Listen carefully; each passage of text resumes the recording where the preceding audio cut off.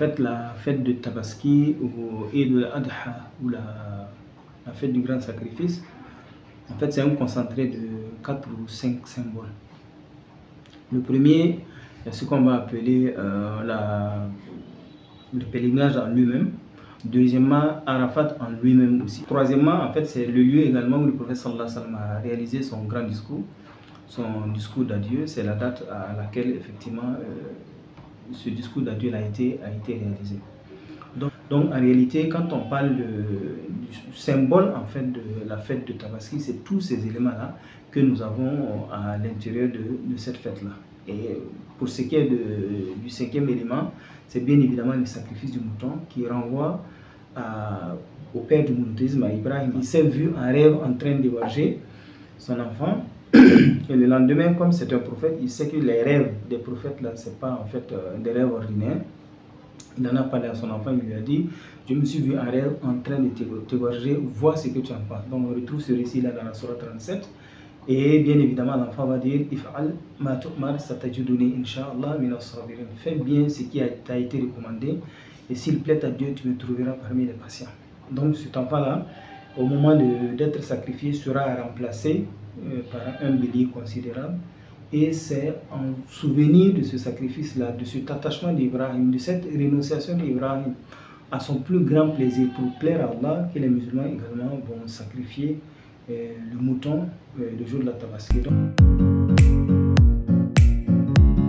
Pour ce qui est de la responsabilité en islam, la responsabilité est due sur toute personne sauf 3 personnes, c'est-à-dire les obligations religieuses incombent à toute personne à l'exception de 3. Le prophète sallallahu alayhi wa sallam dit que la plume de la responsabilité est levée sur l'enfant jusqu'à ce qu'il atteigne la puberté, au fou jusqu'à ce qu'il retrouve la raison, et à l'endormi jusqu'à ce qu'il se réveille. Donc, pour ce qui est de l'âge minimal à partir duquel quelqu'un peut être responsable d'actes de culte, d'actes d'adoration en islam, c'est l'âge de la puberté. Donc, égorger, et puis prier, aller au pèlerinage, ça devient obligatoire à partir de cet âge-là, l'âge de la puberté, on est responsable. Il y a des types de moutons qui ne peuvent pas être sacrifiés. Premièrement, les moutons qui ont une infirmité, par exemple un mouton qui a une patte en moins, un mouton qui boitille, un mouton qui est aveugle, ne peut pas faire l'objet de sacrifice. Deuxièmement, un mouton qui a un défaut physique, par exemple, il a une corne cassée, n'est-ce pas? Il ne peut pas faire l'objet du sacrifice. Il a une oreille fendue, il ne peut pas non plus faire l'objet du sacrifice. Et troisièmement, un mouton qui visiblement est malade ne peut pas non plus faire l'objet de sacrifice. Le meilleur mouton, c'est un mouton qui mange dans le noir, c'est-à-dire qu'il a le museau noir, qui regarde dans le noir, il a les yeux cerclés de noir et qui marche dans le noir. Ça veut dire que le bout de ses pattes est noir. C'est le mouton le plus méritoire pour ce qui est du sacrifice à l'occasion de la fête de Tabaski. Donc en dehors du mouton, bien évidemment, il y a d'autres animaux, mais le mouton est l'animal préférentiel pour ce qui est du sacrifice.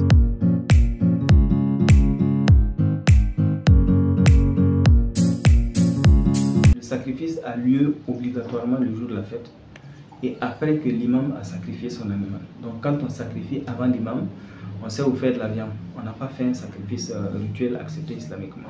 Maintenant, après la fête de Tabaski, il y a ce qu'on appelle les jours de Tashriq, les Ayyam Tashriq, les 3 jours qui suivent la fête de Tabaski, qui sont des jours pendant lesquels également on peut sacrifier l'animal. Donc ça veut dire que la fête sera, étant dimanche, donc lundi on peut sacrifier, mardi on peut sacrifier, mercredi on peut sacrifier.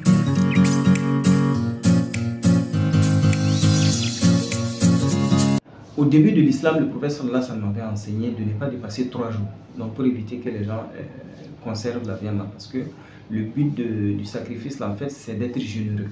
Plus tard, quand l'islam est bien ancré dans le cœur des gens, cette obligation de consommer sous les 3 jours là a été levée par le prophète sallallahu alayhi wa sallam, parce que les gens ont appris, ils ont compris, ils ont pratiqué. Et comme je l'ai dit, l'idée c'est de distribuer, c'est d'être généreux. Maintenant, quelqu'un qui conserverait de la viande pour lui, pour sa famille, en faisant fumer, en faisant ce qu'il veut, il n'y a aucun problème. Mais il serait plus intéressant pour la personne que cette viande-là soit offerte en aumône plutôt que d'être conservée au-delà d'un certain temps pour manger en famille. Voilà. Mais déjà, la dépense qu'une personne fait pour les membres de sa famille est comptée comme une aumône. Mais la meilleure aumône, c'est l'aumône qui est destinée à une personne qui en a besoin. Voilà. Et dans notre cas, comme je l'ai dit, ça va être les personnes déplacées internes qui sont pauvres, qui sont abandonnées à elles après avoir fui les villages du fait du terrorisme. Donc c'est les personnes vis-à-vis de qui nous devons témoigner le plus de solidarité.